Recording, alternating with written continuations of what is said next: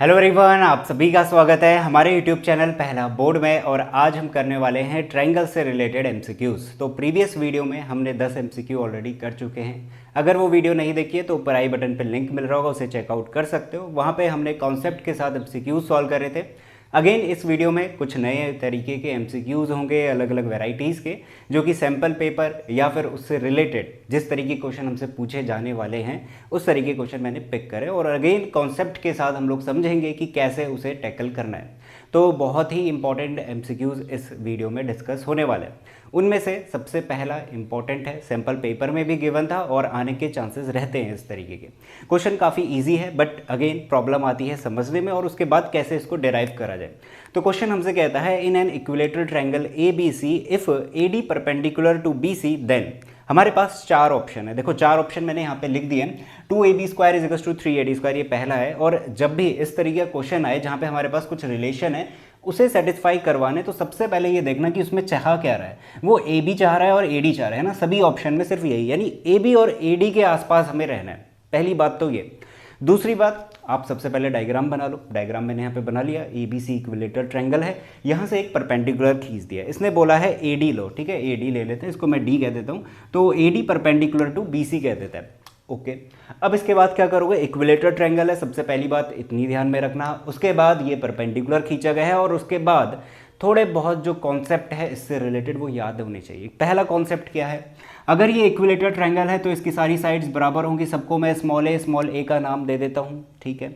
नीचे वाला जो बी सी है कंप्लीट ए होगा, बट एक इंपॉर्टेंट प्रॉपर्टी ये होती है, जब भी इक्विलेटरल ट्रायंगल हो और इस वर्टेक्स से इस वर्टेक्स पे परपेंडिकुलर खींची जाए, और हमसे सिर्फ परपेंडिकुलर बोला है, बाइसेक्टर नहीं बोला है, बट अगर इक्विलेटरल ट्रायंगल है तो ये जो परपेंडिकुलर गिरेगा ये इस बीसी को बराबर हिस्सों में डिवाइड करेगा। बेहद इंपॉर्टेंट है, इसके बिना ये क्वेश्चन आप लोग सॉल्व ही नहीं कर पाओगे। और मैक्सिमम अगर आप सॉल्व नहीं कर पा रहे तो आपका यही रीज़न है कि ये वाला कॉन्सेप्ट आपको मालूम नहीं है, तो इसे नोट डाउन जरूर कर लेना। परपेंडिकुलर इस पे गिर रहा है तो ये बराबर हिस्सों में डिवाइड करेगा, यानी ये बन जाएगा a/2 और ये बन जाएगा a/2। इक्विलेटरल होना बहुत ज़रूरी है, ये भी नोट डाउन ज़रूर करना है ना, हर किसी में नहीं होगा। तो ये चीज़ मेरे पास मिल गई। अब देखो आपको चाहिए क्या, आपको चाहिए ए बी और ए डी। ए बी कहाँ रहा मेरे पास, ए बी ये रहा, ठीक है, ये वाली साइड। और ए डी कौन सी साइड है, ये वाली, ये जो परपेंडिकुलर करके खींची गई है, ठीक है। अब इसके बीच में रिलेशन क्या बन रहा है, आप ट्रायंगल लो ए बी डी, आप ट्रायंगल लो ए बी डी, फटाफट से लेते हैं। हाइपोटेन्यूज पाइथागोरस लगानी है, सिंपल है ना। हाइपोटेन्यूज यानी a², स्मॉल a² लिख रहा हूँ, is equals to AD²। AD मुझे मालूम नहीं है तो उसको एज इट इज रहने देते हैं, प्लस ये वाला स्क्वायर यानी BD का स्क्वायर यानी कि A²/4 है ना, a/2 का स्क्वायर करा, A²/4। अब इस वाले पार्ट को इधर भेज दो, A² minus A²/4 is equals to AD का होल स्क्वायर। अब यहाँ पे आप एलसीएम लोगे, सॉल्व करोगे, 4a² माइनस a² बनेगा 3a²/4 is equals to AD²। 4 को क्रॉस मल्टीप्लाई करके इधर भेजता हूँ तो 3, देखो स्मॉल a क्या है, कैपिटल ए बी के बराबर ही तो है, यानी उसी को तो डिस्टेंस बोला गया है, इज इक्वल्स टू 4AD²। अब ऐसा क्यों लिखा, क्योंकि हमारे पास जो रिलेशन है ना वो ए बी और ए डी के रिस्पेक्ट में, इस वजह से। तो स्मॉल a क्या है, ए बी है ऑफकोर्स, तो ये लिख दिया। तो हमारे पास क्या बन रहा है, 3 times of AB² is equals to 4AD², यानी कि ऑप्शन नंबर जो सी है हमारा वो करेक्ट हो जाएगा। तो इस तरीके से हमें काम करना है। और पेशेंटली आपके पास जब भी इक्विलेटरल ट्रायंगल आए, बहुत ही सिंपल क्वेश्चन होता है, ये मान के चलना आप लोग, बस आपको ये चीज़ें पता होनी चाहिए, ठीक है। तो इसे नोट डाउन कर लेना। दूसरा क्वेश्चन लेता हूँ, बिल्कुल ऐसा ही है, यानी कि प्रॉपर्टी सेम यही लगने वाली है, ट्रायंगल का फिगर यही रहने वाला है, बट प्रूफ कुछ और करना है। देखो आपके सामने नजर आ रहा है, ए बी सी एक इक्विलेटरल ट्रायंगल है, कहता है such that A D is perpendicular to B C. तो हम इसी डायग्राम का इस्तेमाल कर लेंगे। और डायग्राम बनाया करो, जब भी आपके पास क्वेश्चन रहे जिसमें डायग्राम बनाना कंपलसरी लग रहा है या नहीं भी लग रहा है तब भी बनाओ, ताकि थोड़ा सा क्लियरिटी आए। तो परपेंडिकुलर है, इसके बाद कहता है AD² किसके बराबर होगा। हमारे पास 4 ऑप्शन देता है, 3/2 DC², CD², इस तरीके से। अब DC लिखे या CD लिखे बात एक ही है ना, वो डिस्टेंस है, लाइन है, तो उसको CD से शुरू करूँ या DC से, बात एक ही है। तो सब कुछ मुझे किसके रिस्पेक्ट में लाना है, सब कुछ जो मेरे पास ऑप्शन है वो CD के रिस्पेक्ट में, या फिर मैं कहूँ DC के रिस्पेक्ट में। तो मुझे DC और AD के लिए मुझे काम करना है, क्योंकि AD² को बराबर कह रहा है ना। तो देखो AD तो मेरे पास ये रहा, ठीक है। DC मेरे पास क्या है, DC मेरे पास ये वाला है, ठीक। तो इसको मैं हटा देता हूँ थोड़ी देर के लिए। तो DC की लेंथ मुझे पता है a/2 है, AD अगेन मुझे नहीं पता कितना होने वाला है। सही हो गया। अब क्या करोगे आप सबसे पहले देखो कि AD और DC को ध्यान में रखते हुए क्या कोई रिलेशन हम लोग डिराइव कर सकते हैं, ठीक है। देखते हैं। सबसे पहले इसमें परपेंडिकुलर वाला लगा देते हैं, परपेंडिकुलर वाला, यानी कि ये ट्रायंगल ए डी सी है, ट्रायंगल ए डी सी। अब ए डी सी ट्रायंगल पे अगर मैं पाइथागोरस थ्योरम लगाऊं तो ए स्क्वायर यानी ये hypotenuse A square is equals to A by 2 का होल स्क्वायर, यानी कि ये रहा मेरे पास कितना D C, is equals to कितना, इज इक्वल्स टू नहीं प्लस, प्लस में कितना ए डी स्क्वायर, ये वाला, ठीक है। अब देखो मुझे क्या चाहिए, ए डी स्क्वायर चाहिए, मुझे ए डी स्क्वायर चाहिए, और किसके बराबर चाहिए, सी डी के रिस्पेक्ट में चाहिए, ठीक है। करते हैं इसको थोड़ा बहुत और सॉल्व। ए स्क्वायर इसको इधर लेंगे, माइनस का A square by 4 is equals to कितना, ए डी स्क्वायर, बिल्कुल वही सेम रिलेशन है, तो मैं डायरेक्ट कर देता हूँ, है ना, वही सेम रिलेशन है, यही बन रहा था हमारे पास, तो मैं डायरेक्ट लिख देता हूँ, क्या बनेगा, A D square 4 times is equals to कितना, या फिर इसको ऐसा नहीं लिखते, इसको ऐसा लिखेंगे, अगर मैं इसको सॉल्व करता हूँ तो ये आएगा A D square is equals to, solve करने पे 3 times of A square by 4, ठीक है। अब देखो मैं आगे क्यों नहीं गया, मतलब मैंने ये रिलेशन क्यों नहीं लिखा, मुझे ए बी के बीच में रिलेशन नहीं चाहिए, मुझे सी डी के रिस्पेक्ट में चाहिए, ठीक है। और सी डी की जो लेंथ है वो ए बाई 2 है, तो क्यों ना एक काम करा जाए, ये जो मुझे दिख रहा है ए स्क्वायर बाई 4, इसको ए बाई 2 बनाओ, देखो ना, A D square is equals to, ये चीज़ यहाँ से मिली, तो 3 ए बाई 2 का होल स्क्वायर नहीं लिख सकता क्या इस ए स्क्वायर बाई 4 को, बिल्कुल लिख सकते, देखो ना, ए बाई 2 का स्क्वायर करोगे, ए स्क्वायर अपॉन 2 का स्क्वायर 4 बनेगा, तो 3 ए स्क्वायर बाई 4 को मैंने ऐसा लिखा। अब ऐसा करने से हुआ क्या, देखो इसकी जगह पे मैं सी डी नहीं लिख सकता क्या, बिल्कुल लिख सकता हूँ, तो ये हो जाएगा 3 टाइम्स ऑफ सी डी का स्क्वायर या फिर डी सी का स्क्वायर, कुछ भी लिखो आप। अब आप एक नज़र यहाँ ऑप्शन में डालो कि 3 times of C D square आपको कहाँ नज़र आ रहा है, ऑप्शन नंबर सी में। तो इस तरीके से काम करना है, आपके पास ऑप्शन में आंसर छिपा हुआ है, किसके रिस्पेक्ट में लाना है, क्यों लाना है, सभी चीज़ों का लॉजिक है, तो इसको थोड़ा सा ध्यान से समझना। तो मैंने पार्टीशन कर दिया, ये पहले वाले का, दूसरे वाले का। तीसरा क्वेश्चन देखो, थर्ड क्वेश्चन अगेन आपके सामने नजर आ रहा है, यहाँ पे हमारे पास कहता है triangle A B C similar है पी क्यू आर के, such that area of triangle A B C is equals to 4 times of area of P Q R. तो मैं यहाँ पे लिख देता हूँ area of A B C is equals to 4 times of area of P Q R, ठीक हो गया। ए बी सी और पी क्यू आर दोनों मेरे पास सिमिलर है। अब हमने पढ़ा हुआ है अगर ट्रायंगल सिमिलर है तो ये थ्योरम थी हमारे पास कि उनका एरिया का डिवीजन इज इक्वल्स टू उनकी जो करस्पॉन्डिंग साइड्स है उनके रेशियो के स्क्वायर के बराबर होगा, ठीक है, ये चीज़ हमने पढ़ा हुआ है। तो अगर मैं यहाँ से देखो area of A B C upon P Q R, इसको मैं इधर ले आऊँगा तो कितना आएगा 4/1 बनेगा, यानी कि ए बी सी अपॉन इसकी जगह पे मैं 4/1 लिख सकता हूँ इज इक्वल्स टू, यहाँ से मिल रहा है, ध्यान देना, area of P Q are को इधर डिवीजन में भेजा तो इज इक्वल्स टू में 4 दिखेगा और 4 के नीचे 1 है, तो 4/1 मैंने यहाँ पे लिख दिया इज इक्वल्स टू। मेरे पास इसमें क्या क्या निकालना है, ये कहता है बी सी अगर मेरे पास 12 सेंटीमीटर है तो क्यू आर बताओ कितना होगा। देखो बी सी और क्यू आर का ये रहा रिलेशन, बी सी ये रहा, मेरे पास बी सी ये है और क्यू आर ये है, ठीक है, करस्पॉन्डिंग साइड्स है। तो बी सी कितना है कह रहा है 12 का स्क्वायर अपॉन क्यू आर हमें फाइंड करके देना है, ठीक है, क्यू आर का स्क्वायर करेंगे, क्यू आर निकालेंगे, क्रॉस मल्टीप्लाई करता हूँ तो ये हो जाएगा 4 टाइम्स ऑफ क्यू आर का स्क्वायर इज इक्वल्स टू 1 इधर जाएगा, 12 का स्क्वायर 144, तो क्यू आर का square is equals to 144 upon 4। अब देखो दोनों जगह पे अंडर रूट लगेगा, है ना, स्क्वायर मुझे हटाना है तो अंडर रूट लगाऊंगा, तो ये हो जाएगा Q R is equals to under root 144 12 होता है, अंडर रूट 4 होता है 2, डिवाइड करेगा कितना आ जाएगा 6 सेंटीमीटर, यानी कि हमारे पास ऑप्शन नंबर सी क्या हो जाएगा, करेक्ट हो जाएगा। तो इस तरीके से हमें काम करना है, हमारे पास पता होना चाहिए कि अगर दो ट्रायंगल सिमिलर है तो उसमें ये थ्योरम लगाई जाती है, और अगर ये थ्योरम लगेगी तो यहाँ पे हमारे पास कुछ गिवन होगा, कुछ अननोन होगा जो कि हमें फाइंड आउट करना होगा, और वो अननोन इस केस में क्यू आर था जो कि आ गया 6। तो इस तरीके से हमें काम करना है, ठीक है। तो आई होप आपको एक तीनों क्वेश्चन अच्छी तरीके से समझ में आ चुके होंगे, इनके जो सॉल्यूशन है नोट डाउन कर लो अच्छी तरीके से, डिस्क्रिप्शन में आपको पीडीएफ मिलेगी इन एमसीक्यूज़ की, तो उसे डाउनलोड कर सकते हो। और इसके बाद हम लोग नेक्स्ट क्वेश्चन करते हैं। तो नेक्स्ट क्वेश्चन करते हैं, क्वेश्चन नंबर 4 आपके सामने नजर आ रहा है, अगेन गिवन है एक फिगर जिसमें कहता है ए सी बी बराबर है सी डी ए के। तो एक ट्रायंगल ले लिया मैंने यहाँ पे ए बी सी, यही फिगर आपको गिवन रहेगा, वहाँ पे क्वेश्चन में मेंशन है तो वो फिगर देगा आपको। तो ए बी सी ये है और ए डी सी ये वाला एंगल हो गया ये छोटा सा, और ये वाला कंप्लीट ए सी बी, ये दोनों एंगल हमारे पास बराबर है, ठीक है। हमसे कहता है ए सी ले लो 8 ले लिया, बी डी ले लो 3 ये भी ले लिया, और फाइंड करके दे दो बी डी कितना होगा, बी डी ये छोटा वाला हिस्सा, ठीक है। अब करना कैसे, और अगेन यहाँ पे ऐसा कुछ नहीं है कि ये इक्विलेटरल ट्रायंगल है और ये पड़ेगा तो ये इसको बाइसेक्ट कर रहा हो, ऐसा कुछ गिवन नहीं है, डायग्राम ही दिख रहा है थोड़ा सा टेढ़ा है, ठीक है। तो काम कैसे करोगे, काम इस तरीके से करोगे, जब भी ऐसा ट्रायंगल से रिलेटेड क्वेश्चन आए, हमें पता है कि हमने चैप्टर पढ़ा हुआ है ट्रायंगल्स का जहाँ पे हमने सिमिलैरिटी वगैरह चीज़ें देखी हुई हैं, तो वही चीज़ लगाओ।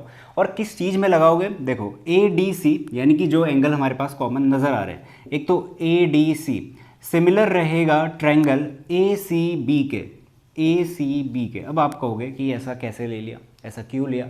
तो देखो, आपके पास छोटे ट्रायंगल पे नज़र डालो, मैंने एक बोला ए डी सी, और जो लिखने का तरीका होता है ना वो वैसा ही होना चाहिए, जो एंगल बराबर हैं और साइड प्रोपोर्शनल नज़र आ रही है। कहने का मतलब, मैंने सबसे पहले ए मेंशन करा है तो यहाँ पे भी ए मेंशन करा है, क्योंकि ये मेरे पास एक कॉमन एंगल है ना। तो पहला एंगल मुझे नज़र आ गया क्या, angle A is equals to angle A, similarity बनाने के लिए दोनों कॉमन है। दूसरा उसने दे ही रखा है, अगर मैं इसको कह दूं ए डी सी, इसको 1 कह दूं और इस कंप्लीट को 2 कह दूं, तो हम एक छोटा ट्रायंगल ले रहे हैं, कौन सा, ए डी सी, और एक बड़ा ट्रायंगल ले रहे हैं ए सी बी, जिसमें एंगल 1 बराबर है एंगल 2 के, ये गिवन है। तो डबल ए क्राइटेरिया से ये दोनों मेरे पास सिमिलर हो गए। ये चीज़ मैं हटा देता हूँ क्योंकि कैलकुलेशन के लिए जगह नहीं बचती। तो इस तरीके से डबल ए क्राइटेरिया से ये दोनों ट्रायंगल सिमिलर हो गए। और मैं जो कह रहा हूँ कि जैसी लाइन चल रही है उसी तरीके से दूसरे वाले ट्रायंगल को भी लेना। जैसे कि ए और ए बराबर थे तो दोनों को मैंने एक ही पोजीशन पे रखा पहली। उसके बाद यहाँ पे जो डी एंगल है वो मेंशन था कि वो बराबर है दूसरे वाले एंगल सी से, तो इसलिए मैंने डी रखा है और यहाँ पे सी रखा है। और आखिरी में फिर एक ही बचता है, सी बी यहाँ पे आएगा, यहाँ पे सी आएगा, है ना, ये वाला है, और यहाँ पे जो आखिरी वाला है बी, ये आ जाएगा। ठीक है, तो वो ऑटोमेटिक एडजस्ट हो जाएगा खुद ब खुद। तो स्टार्टिंग के जो दो हैं डबल ए क्राइटेरिया से फुलफिल हो रहे हैं, वो आपको इस तरीके से एडजस्ट करके लिखने ही पड़ेंगे। इसका यूज़ क्या होगा? इसका यूज़ इस बात में होगा जब मैं इसके रेशियोज़ पर प्रोपोर्शनल दिखाऊंगा, वहाँ पे वैल्यूज़ रखूंगा, तो वहाँ पे हमारा बहुत इंपॉर्टेंट रोल आने वाला है। देखो कैसे, अब दो सिमिलर ट्रायंगल हैं तो उनकी साइड्स प्रोपोर्शनल होती है, इतनी बात हम सब जानते हैं।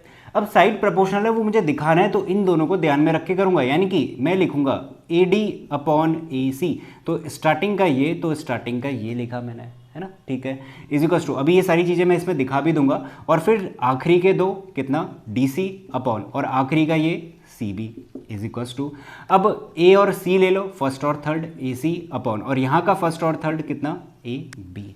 अब नजर डालो, ये बिल्कुल परफेक्ट मैच हो रहा होगा। देखो कैसे, A D upon A C, A D क्या था, छोटे वाले ट्रायंगल का था, और बड़े वाले ट्रायंगल का मुझे क्या लेना है, ए सी लेना है, ठीक है, is equals to D C, D C छोटे वाले ट्रायंगल का डी सी, यानी कि मेरे पास ये वाला एंगल हो गया, मतलब साइड हो गई, और सी बी यानी कि बड़े वाले ट्रायंगल में ये वाला हो गया, और आखिरी का जो ए सी है, ए सी यानी ये वाला हिस्सा, छोटे वाले ट्रायंगल की बात हो रही है, ठीक है, ए सी अपॉन बड़े वाले ट्रायंगल में ये कंप्लीट ए बी। तो देखो इस एंगल को ध्यान में रखना, छोटे वाले एंगल में इसके अपोजिट में कौन है, ए सी है, तो वो यहाँ पड़ा। बड़े वाले ट्रायंगल में ये वाला एंगल ध्यान रखना, इसके अपोजिट कौन है, ए बी है, तो वो यहाँ पे है। तो मतलब जैसा वहाँ पे हमें फिगर नज़र आ रहा है वैसे ही हमें प्रोपोर्शनल लेने होते हैं। वो कहाँ से ले पाओगे, अगर आप ये अच्छी तरीके से फिट करोगे, और अगर ये फिट कर दिए, ये तुरंत लिखोगे और तुरंत आंसर निकालोगे। अदरवाइज इस डायग्राम में फंस के रह जाओगे, है ना, इस डायग्राम में फंस के रह जाओगे कि इसके एंगल अपोजिट ये है, फिर इसके अपोजिट ये, तो ये ले लेता हूँ। तो वो करने के बजाय आप लोग इस तरीके से करो, जल्दी आंसर निकलेगा। अब देखो क्या क्या गिवन है, उस चीज़ को रखो और आंसर निकालते हैं। हमें गिवन है ए डी 3 है, ठीक है, ए डी मेरे पास ये रहा, तो यहाँ पे लिखता हूँ 3 अपॉन, ए डी 3 है, ए सी मेरे पास 8 गिवन है, इसी के नीचे ये है, इज इक्वल्स टू में मुझे क्या चाहिए, मुझे चाहिए बी डी। अब देखो बी डी तो मिल नहीं सकता, एक काम करते हैं, ए बी निकालेंगे, ये रहा ना ए बी, ये रहा ए बी, एक ये रेशियो, एक ये रेशियो ले रहा हूँ, और ए सी मेरे पास पड़ा हुआ है, तो ए सी की वैल्यू 8 रख दी, है ना, ए बी आ जाएगा, उसमें से 3 घटा देंगे, ये मिल जाएगा, तो बस सॉल्व कर दो। तो ये हो गया 3 times of A B, cross multiply मैंने कर दिया, यहाँ इज इक्वल्स टू 64, ठीक, तो A B is equals to मिल गया 64/3 सेंटीमीटर लगा लेते हैं, ठीक है, हाँ सेंटीमीटर में गिवन है, ए बी इतना आया। अब मुझे डी बी चाहिए, या फिर बी डी कह सकता हूँ, डी बी कैसे निकलेगा, 64/3, ए बी बड़ा है, माइनस कितना 3, तो ये हो गया 64 माइनस, देखो एलसीएम लोगे, यहाँ पे 9 आ जाएगा, यहाँ पे 3 आएगा, तो 55/3 सेंटीमीटर, यानी कि ऑप्शन नंबर सी हमारे पास करेक्ट हो जाएगा। तो इस तरीके से हमें इस क्वेश्चन को कंप्लीट करना है। अगेन ये सिंपल पेपर से लिया गया क्वेश्चन है, और इससे रिलेटेड मतलब इसके जैसे दिखने वाले या करने वाले और भी क्वेश्चन लिए जाएंगे जिनको हम बार बार सॉल्व कर रहे होंगे, तो आपकी हैबिट बन जाएगी कि कैसे हमें सॉल्व करना है। इसे नोट डाउन करो, इसके बाद नेक्स्ट क्वेश्चन देखते हैं। नेक्स्ट क्वेश्चन अगेन आपके सामने है, ये कहता है if in 2 triangles A B C and D E F, तो इसके मुझे डायग्राम बनाने पड़ेंगे, तो मैं यहाँ पे बना देता हूँ। एक छोटा सा ट्रायंगल पे ले लिया मैंने ए बी सी, और दूसरा छोटा सा ट्रायंगल ले लिया हमने डी ई एफ, हाँ डी ई एफ लेने की बात करता है, ठीक है। अब कहता है एंगल ए और एंगल ई बराबर है, ठीक है, ये रहा एंगल ए और ये रहा एंगल ई, ये दोनों बराबर हैं। उसके बाद कहता है एंगल बी ये रहा और एंगल एफ, ये दोनों बराबर है, ठीक है। उसके बाद कहता है नीचे दिए गए 4 ऑप्शन में से कौन सा गलत है, नॉट ट्रू बोला हुआ है, ध्यान देना कौन सा गलत है, तो यानी कि 3 इसमें सही होंगे, एक गलत होने वाला है। अब कैसे निकालोगे, अब देखो आप यहाँ पे एक चीज़ कर सकते हो, ये मेरे पास क्या है, डबल ए क्राइटेरिया है ना, डबल ए क्राइटेरिया से ये दोनों क्या हो जाएंगे, सिमिलर हो जाएंगे, क्योंकि ये इसके बराबर ये इसके बराबर ये दिया है, जेन्युइन है ना। तो मैं यहाँ पे सीधे लिख देता हूँ triangle A B C is similar to triangle D E F. But यहाँ पे एक प्रॉब्लम किसकी आएगी पता है, अब मुझे प्रोपोर्शनल बनाना है, ये यहाँ पे ये जो ऑप्शन दिए हैं ये प्रोपोर्शनल ही तो हैं, साइड्स ही तो हैं, तो मुझे ट्रायंगल इस तरीके से लेना चाहिए कि एंगल उसी एंगल पे जाके गिरे। कहने का मतलब अगर मैं इस डायग्राम को पलट दूँ, ये मेरे पास ई रहा, ये दो एंगल यहाँ पे हैं और ये दोनों एंगल यहाँ पे पड़े हुए हैं, इस ई को मैं घुमा देता हूँ और डी उधर आ जाएगा, एफ इधर आ जाएगा, तो मेरे पास जो अब डायग्राम दिखेगा वो कुछ ऐसा दिखेगा, ये रहा ई, ये रहा एफ और ये रहा मेरे पास डी। मैंने इसको लिया और घुमा दिया, आप घुमाओ एक बार यहाँ पे पहुँचोगे, और ये रहा बराबर और ये रहा बराबर। तो उसने क्या बोला था, एंगल ए बराबर एंगल ई के, तो मैं यहाँ पे करस्पॉन्डिंग बनाना चाह रहा हूँ, मैं डायग्राम को करस्पॉन्डिंग बनाना चाह रहा हूँ, और आप भी डायग्राम से इसको करना, थोड़ा जल्दी आंसर मिलेगा और समझ भी पाओगे। तो करस्पॉन्डिंग करस्पॉन्डिंग बराबर, करस्पॉन्डिंग करस्पॉन्डिंग बराबर, तो ज़्यादा बेटर ये दोनों डायग्राम है या फिर ये दोनों, ऑफ कोर्स ये दोनों हैं। इन दोनों से मैं डायरेक्ट निकाल सकता हूँ कि मेरे पास क्या प्रोपोर्शनल बनने वाले हैं, कौन, साइड्स। तो देखो आप यहाँ पे क्या निकालो, आप यहाँ पे इनकी साइड्स रख दो, मैं रखता हूँ क्या, A B upon E F. अब देखो ना प्रॉब्लम इसमें ये भी आती है कि कभी वो एफ ई बोल देता है, A B upon F E, but समझना इस बात को, वो एफ ई बोले या ई एफ बोले, है तो साइड यही वाली है ना, है तो साइड यही वाली, तो वो बोल सकता है ऐसा, अभी दिखेगा आपको किसी किसी ऑप्शन में। इजिकल्स टू में कितना, A C upon E D equals to कितना, B C upon F D. तो ये साइड्स प्रोपोर्शनल बनने वाली हैं। अब यहाँ देखो कौन सा ऐसा डायग्राम आपको नजर आ रहा है, मतलब कौन सा ऐसा ऑप्शन नजर आ रहा है जो इस बात को फॉलो नहीं करता। तो आपका इसमें शायद ऑप्शन नंबर जो सी है वो इनकरेक्ट है। देखो A B upon E F करता हूँ, ये रहा A B upon E F is equals to A C upon E D कह रहा है, ए सी अपॉन ई डी, ठीक है ये तो सही आ रहा है। बी वाला देखते हैं, A B upon D E, देखो ये गलत हो गया, यहाँ कहता है A B upon D E, but यहाँ पे तो हमारे पास A B upon E F आ रहा है, नहीं हो सकता। यहाँ पे B C upon D F कह रहा है, यहाँ पे B C upon D F है, ठीक है ये वाला तो ठीक है, यहाँ पे डी एफ आ रहा है, यहाँ पे एफ डी कह रहा है, अगेन पलट सकते हैं, मैं इसको डी एफ भी लिख सकता हूँ, ठीक है तो एक ही बात है, साइड वही रहने वाली है। तो ये वाला हिस्सा तो ठीक है, बट ये वाला जो हिस्सा है A B upon D E, A B upon E F, ये सही नहीं जा रहा है, यानी कि ये ऑप्शन हमारे पास गलत हो गया। बाकी सारे जो ऑप्शन है वो इससे मैच कर रहे होंगे। देखो B C upon D F, ये रहा B C upon D F is equals to A C upon D E, A C upon D E. अब यहाँ पे ई डी लिख रहा है, अगेन सेम बात है, लिख सकते हैं ऐसा, B C upon D F is equals to A B upon E F, ठीक है। तो बाकी सारे ऑप्शन हमारे पास सही हैं, ये वाला गलत है। इस तरीके से आप लोग इसको करो, ठीक है। अब देखो अगला क्वेश्चन है हमारे पास, अगला क्वेश्चन हमारे पास थोड़ा सा आसान है, कुछ को आसान लगेगा, किनको थोड़ा सा प्रॉब्लम हो सकती है। अगर प्रॉब्लम है तो यानी आपके जो कॉन्सेप्ट है वहाँ पे दिक्कत है। मैं कॉन्सेप्ट को भी बताऊंगा और क्वेश्चन को भी सॉल्व करेंगे। क्वेश्चन हमसे कहता है a square and rhombus are always, एक स्क्वायर और रोम्बस हमेशा क्या होंगे, तो मैं एक स्क्वायर बना देता हूँ, एक मेरे पास रोम्बस रहेगा। प्रॉपर्टी ध्यान रखना, स्क्वायर और रोम्बस में प्रॉपर्टी क्या होती है, सारी साइड्स बराबर ही होती हैं दोनों केसेस में। अगर ये ए है यहाँ सब ए होगा, ये अगर ए है यहाँ सब भी ए होगा, ठीक है। इसको मैं बी कह देता हूँ, ये अलग तरीके का रोम्बस हो सकता है। अब इसके बाद दिक्कत ये होती है कि इसमें 90 है, यहाँ 90 है, यहाँ 90 है, यहाँ 90 है, यहाँ पे 90 के अलावा कुछ और एंगल्स हमें देखने को मिलेंगे। ये हो गया रोम्बस, ये हो गया मेरे पास स्क्वायर, ठीक है। वो हमसे कहता है कि इन चार ऑप्शन में से क्या होगा, स्क्वायर और रोम्बस हमेशा क्या होंगे, सिमिलर होंगे, कॉन्ग्रेंट होंगे, सिमिलर बट नॉट कॉन्ग्रेंट, या फिर नाइदर सिमिलर नॉर कॉन्ग्रेंट। अब देखो कॉन्ग्रेंसी के लिए क्या होना चाहिए, कॉन्ग्रेंसी के लिए एक तो साइड्स मेरे पास सारी की सारी क्या होनी चाहिए, इक्वल होनी चाहिए, है ना, साइड्स इक्वल होनी चाहिए। और उसके बाद मेरे पास क्या होना चाहिए, जो एंगल्स हैं वो भी बराबर होने चाहिए। ध्यान देना, मेरे पास दो फिगर हैं, उनको मैं कॉन्ग्रेंट तब कहूँगा जब उनकी दोनों साइड्स बराबर हैं और उनके जो करस्पॉन्डिंग एंगल्स हैं वो भी बराबर हैं। बट इस केस में देखो मेरे पास दो फिगर ये हैं, स्क्वायर है, चलो मैं मान लेता हूँ कि यहाँ पे ए साइड का लिया तो यहाँ भी मैंने ए साइड का ही लिया है, ठीक है, ले सकते हैं। बट ये जो एंगल्स है यहाँ पे तो गड़बड़ हो जाएगी, ये कॉन्ग्रेंट आने ही नहीं वाले, है ना, ठीक है। तो इसका मतलब कॉन्ग्रेंट तो नहीं होने वाला, तो मैं यहाँ पे क्रॉस मारता हूँ। अब सिमिलर देखो, सिमिलर में क्या होता है, सिमिलर में बस इतना होता है कि साइड्स होनी चाहिए प्रोपोर्शनल, ठीक है, साइड्स होनी चाहिए प्रोपोर्शनल, ये सबसे पहली एक्सरसाइज में हम लोग सीखते हैं। और एंगल्स बराबर होने चाहिए, ठीक है, ये वाला जो कॉमन है दोनों केसेस में देखा जाता है। तो यहाँ पे साइड्स प्रोपोर्शनल होनी चाहिए और एंगल्स हमारे पास अगेन इक्वल होने चाहिए। बट अगेन यहाँ पे देखो एंगल्स तो हमारे पास इक्वल हो ही नहीं सकते, साइड अगेन मान लेता हूँ कि प्रोपोर्शनल हो सकती हैं, बट अगेन एंगल्स बराबर नहीं होने वाले, जिस वजह से ना तो ये कॉन्ग्रेंट रहेगा ना ये सिमिलर रहेगा। तो ये ना घर का रहा ना घाट का रहा। तो इसमें ऑप्शन नंबर क्या हो जाएगा, डी वाला, नाइदर सिमिलर नॉर कॉन्ग्रेंट। तो इस तरीके से हमें क्वेश्चन करने हैं, ठीक है। तो इसे नोट डाउन करो, इसके बाद मैं आपको नेक्स्ट क्वेश्चन बताता हूँ। तो नेक्स्ट क्वेश्चन लेते हैं, क्वेश्चन नंबर 8। अगेन अच्छा क्वेश्चन है, आपने हो सकता है पहली बार किया हो, बट पेशेंटली सुनना और काम करना शुरू करना। हमसे कहता है if a triangle and a parallelogram are on the same base and between same parallels then what is the ratio of area of triangle to the area of parallelogram. अब देखो यहाँ पे सबसे पहली प्रॉब्लम जो आती है बच्चों को वो यही आएगी कि इसका डायग्राम कैसा बनाया जाए। ये बात क्या कर रहा है, ये ट्रायंगल भी कह रहा है, ये पैरेललोग्राम भी कह रहा है, ऐसा कुछ क्या होता है। तो ध्यान से देखना, अगर आप एक पैरेललोग्राम बनाते हो, जो कि मैंने बना दिया, यहाँ पे आप एक ट्रायंगल भी बना सकते हो जिसमें कि ये सेम बेस हो जाएगा DC इस ट्रायंगल और इस पैरेललोग्राम दोनों के लिए।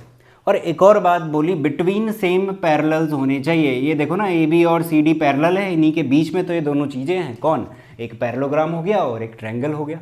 तो जो सारी लाइन कह रहा था वो ऐसे फुलफिल हो रही है। मैं एक और बार रीड कर रहा हूँ, ध्यान से देखना। उसने कहा था if a triangle and a parallelogram are on the same base, जो कि यहाँ पे CD नज़र आ रहा है, एंड बिटवीन सेम पैरेलल्स, और सेम पैरेलल्स कौन है, AB और CD है, इन्हीं के बीच में ये डायग्राम आपको बनाना है, दिया नहीं होगा, सही है, ये गिवन है। उसके बाद कहता है what is the ratio of, ratio पूछ रहा है एरिया ऑफ दैट ट्रायंगल, ठीक है, ट्रायंगल का सिंबल बना रहा हूँ, और एरिया ऑफ दैट पैरेललोग्राम, और पैरेललोग्राम का सिंबल बना रहा हूँ, ठीक है। कैसे निकालोगे, देखो एरिया का जो फॉर्मूला है वो अप्लाई कर दो, सीधे सीधे सिंपल है। हाफ बेस इंटू हाइट बोला हुआ है ना, half base into height. Triangle का एरिया की बात कर रहा हूँ, हाफ बेस, बेस कितना होगा मेरे पास इस केस में, CD होगा ट्रायंगल के लिए, और हाइट क्या होगी, ध्यान से सुनना, हाइट को AD मत कर देना, है ना, पैरेललोग्राम है, ऐसे झुका होगा, 90 डिग्री का नहीं बनने वाला, हमेशा परपेंडिकुलर खींचा जाता है। तो इस वर्टेक्स से इस वर्टेक्स पे एक परपेंडिकुलर मार दो और इसको कह दो AM, ये हो गई हाइट। तो इनटू में कितना हो गया, AM हो गया, अपॉन में क्या है, एरिया ऑफ पैरेललोग्राम। पैरेललोग्राम क्या होता है, बेस इंटू हाइट, बेस कितना है CD ले लो, हाइट कितनी ले लोगे, यही होगी ना AM, परपेंडिकुलर मारा हुआ है, AM से AM गया, CD से CD गया, कितना आ गया 1/2। तो ये मेरे पास आंसर हो गया, खत्म। सिंपल सा है। सिंपल तब तक है जब तक कि आप क्वेश्चन समझ में नहीं आता या फिर आप उसका डायग्राम नहीं बनाते हो। अगर आपने डायग्राम बनाया तो सिंपल बन जाएगा, अदरवाइज आप यहीं पे रह जाओगे कि इसको करें कैसे, फिर तो दूर की बात है कि आप ये सोच पाओ कि आप एरिया का फॉर्मूला लगा सकते हो। तो ऐसे हमें काम करना है, इसको नोट डाउन अच्छे से कर लेना, इंपॉर्टेंट क्वेश्चन है। इसके बाद नेक्स्ट क्वेश्चन हमसे कहता है the length of each side of a rhombus, फिर से रोम्बस आ गया। अब देखो मैं तब तक रोम्बस के क्वेश्चन करवाऊंगा और आपके पास सैम्पल पेपर में भी रोम्बस से रिलेटेड कॉन्सेप्ट है, मतलब कि क्वेश्चन पूछा गया है, तो यानी कि रोम्बस से रिलेटेड क्वेश्चन पूछने के ज़्यादा चांसेस हैं। और साथ के साथ आपको बस करना क्या है, रोम्बस की कुछ आध प्रॉपर्टी है वही ध्यान में रखनी है, मैंने बताई हुई थी। पहले तो ये सारी साइड्स क्या होंगी, बराबर होंगी, इतना आपको पता होना चाहिए। दूसरा 90 डिग्री के एंगल नहीं होते हैं। तीसरा कि डायगनल्स एक दूसरे को बाइसेक्ट कर रहे होते हैं 90 डिग्री पे, यानी 90 डिग्री का एंगल बनता है यहाँ पे, चार एंगल जो बनेंगे 90 90 90 के होंगे और बाइसेक्ट कर रहे होंगे। तो देखो इस क्वेश्चन में बोला है लेंथ बताओ रोम्बस की कितनी होगी, अगर आप एक निकालोगे तो सारी आ जाएंगी। लेंथ निकालो रोम्बस की जिसके की डायगोनल है 10 सेंटीमीटर और 24 सेंटीमीटर। तो मान लेता हूँ ये 10 है तो ये 5 और 5 में टूट जाएगा, बोला ना अभी बाइसेक्ट करेगा। ये 24 है तो ये 12 और 12 में टूट जाएगा, ठीक है। अब देखो ABCD और ये जो बीच वाला इंटरसेक्शन वाला पॉइंट है इसको O कह देता हूँ। इस AOB को अगर ध्यान में देखोगे क्या ये 90 डिग्री का एंगल नहीं है बिल्कुल है। तो ये राइट एंगल ट्रायंगल बन रहा है, कौन, ट्रायंगल AOB। पाइथागोरस थ्योरम लगा सकते हो। 90 के अपोजिट में AB स्क्वायर क्या होगा, मेरे पास साइड है ये मुझे फाइंड आउट करनी है, ये हाइपोटेन्यूज होगा। बेस ये रहा, हाइट ये रही, 5 का स्क्वायर 25, 12 का स्क्वायर 144, ये हो गया 169। तो AB इज इक्वस टू, चलो अंडर रूट यहीं पे कर लेते हैं, AB is equals to under root कितना आ गया 13 सेंटीमीटर। तो यानी कि इस रोम्बस की हर एक साइड कितनी होगी 13 होगी। तो इस तरीके से हमें काम करना, और ये सारी प्रॉपर्टीज़ मैं ऑलरेडी डिस्कस कर चुका हूँ। सैम्पल पेपर के क्वेश्चन में भी डिस्कस करा था जहाँ पे मैंने वो चीज़ें सॉल्व करवाई थी, और अगेन यहाँ पे भी डिस्कस कर रहा हूँ। अगर आपने नहीं नोट डाउन करी तो मैं यहाँ पे एक इमेज पेस्ट कर दूंगा जहाँ पे रोम्बस की ये सारी प्रॉपर्टीज़ होंगी, तो उसे नोट डाउन कर लेना वीडियो पॉज करके, ठीक है। अब नेक्स्ट क्वेश्चन देखो, नेक्स्ट और आखिरी क्वेश्चन है इस वीडियो का। हमसे यहाँ पे कहता है इन ट्रायंगल ABC, एक डायग्राम बनाया है, ABC हमारे पास ट्रायंगल है, DE पैरेलल है कहता है BC के, ठीक है, यानी BPT लगने वाली है, बेसिक प्रोपोर्शनैलिटी थ्योरम करी होगी। उसके बाद कहता है AD 3 है और BD कितना है मेरे पास 8 है, ठीक है। AC is equal to 22 given है, ठीक है, ये AC पूरी लंबी वाली लेंथ इसने दे दी मुझे, AC 22 है, और ये हमसे मांगता है कि AE कितना होगा, है ना, AE कितना होगा, इसको मैं X कह देता हूँ, ठीक है, ए कितना हुआ है, चलो ए डायरेक्ट नहीं बोल रहा है, सुनो ध्यान से सुनना, ध्यान से सुनना क्या कह रहा है। वो डायरेक्ट ये नहीं कह रहा कि ए निकालो, ये तो मैंने सॉल्व करा हुआ था, इस वजह से मैंने डायरेक्ट यहाँ पे एक्स लिख दिया कि ये निकालना है। वो ये नहीं कह रहा, वो ये कह रहा है एट वट डिस्टेंस, कितनी दूरी पे, कहाँ से, फ्रॉम ए से कितनी दूरी पे ये डी ई कट करेगा ए सी को, कट करेगा ए सी को, यानी कि हमें क्या निकालना है, ये जो ई नज़र आ रहा है और ये ए आ रहा है, इनके बीच की दूरी कितनी है। तो इस तरीके से मैंने बताया था, ठीक है। तो क्वेश्चन अगेन थोड़ा सा घुमा फिरा के लैंग्वेज घुमा रहा है, बट मतलब तो यही है कि ए ही हमें फाइंड करके देना है। तो घुमा के पूछ रहा है, आपको समझना पड़ेगा और उसके बाद हम लोग ए ही निकालेंगे, ठीक है। अब निकालना शुरू करते हैं। अब निकालोगे कैसे, ए ही दे रखा है, ठीक है। हम क्या करते हैं, पहले तो लंबी वाली साइड निकाल देते हैं। 8 + 3 11, ये लंबी वाली साइड है ना, 8 + 3 यानी ए भी आ गया। अब अगर हमारे पास डी ई पैरेलल है बी सी के, तो हमने पढ़ा हुआ है कि A D upon D B is equals to बराबर होता है ए ई अपॉन कितना, ई सी के। देखो इस वाली बात का मैं यूज़ नहीं कर पाऊंगा, क्यों नहीं कर पाऊंगा, ए डी और डी बी तो गिवन है, ठीक है, 3 और 8 रखा, ए ई नहीं पता, वो निकालना है, ठीक है, वहाँ एक्स रख दूंगा, बट ये ई सी की जगह पे क्या रखूंगा, ईजी तो मुझे नहीं पता। हाँ वो अलग बात है कि मैं 22 - x रख सकता हूँ, बट वो खाली लंबा हो जाएगा, सॉल्व हो जाएगा, आंसर भी आ जाएगा, x की वैल्यू भी मिल जाएगी, बट खामखा लंबा हो जाएगा। हम यहाँ पे एक दूसरा रिलेशन करते हैं जो कि हमने पढ़ा हुआ है। हमसे क्या कहता है कि अगर ये हो रहा है तो ऐसा भी होगा कि A D upon A B यानी कंप्लीट बड़ा is equals to A E upon complete बड़ा कितना, ए सी। तो ए सी की जगह पे मैं डायरेक्ट 22 रख सकता हूँ और ए बी की जगह पे डायरेक्ट मैं 11 रख सकता हूँ। तो देखो ए डी कितना हुआ 3 upon 11 is equals to x upon A C कितना है हमारे पास 22 है। तो ये रिलेशन हमारे पास ऑलरेडी प्रूव्ड होता है। और ट्रायंगल का जब पहली वीडियो है मैंने वहाँ पे बताया है, विद कॉन्सेप्ट समझाया है कि क्या क्या चीज़ें आपको ध्यान में रखनी है, ठीक है। तो ये चीज़ ध्यान में रखनी है। इसके बाद सॉल्व कर लो तो x इज इक्वल्स टू हो जाएगा 3 × 22 अपॉन 11 2 जा 6। तो हमारे पास जो आंसर है यानी ऑप्शन नंबर ए 6 वो ठीक हो जाएगा। तो इस तरीके से हमें इसमें काम करना है। तो दोनों बातों को आप बहुत ही अच्छी तरीके से नोट डाउन करो। इसमें एक और ऑप्शन रहता है, मतलब ये कंप्लीट बीपीटी का समअप हो गया एक तरीके से, ऐसा भी लिख सकते हैं, ऐसा भी लिख सकते हैं। एक और बात है इसका उल्टा। उल्टा क्या कहता है, अगर मेरे पास साइड्स प्रोपोर्शनल है यानी A D upon D B A E upon E C के बराबर है, तो मैं वहाँ से कह सकता हूँ कि ये जो डी ई खींचा गया है ये पैरेलल है बी सी के। तो ये कन्वर्स कहा जाता है बीपीटी का। आई होप आपने ये चीज़ें कवर कर रखी होंगी, है ना। तो इतना नोट डाउन करो। तो इस वीडियो को इतना नोट डाउन करिए। और इस वीडियो में इतने ही एमसीक्यूज़ हम डिस्कस करने वाले हैं। आगे के नेक्स्ट वीडियो में आपको मिलते रहेंगे। तो अच्छे से प्रैक्टिस करिए। और अगर वीडियो पसंद आई है तो इसे लाइक ज़रूर कर देना, चैनल को दोस्तों के साथ शेयर कर सकते हो और चैनल को सब्सक्राइब भी कर देना। Thank you so much for watching this video.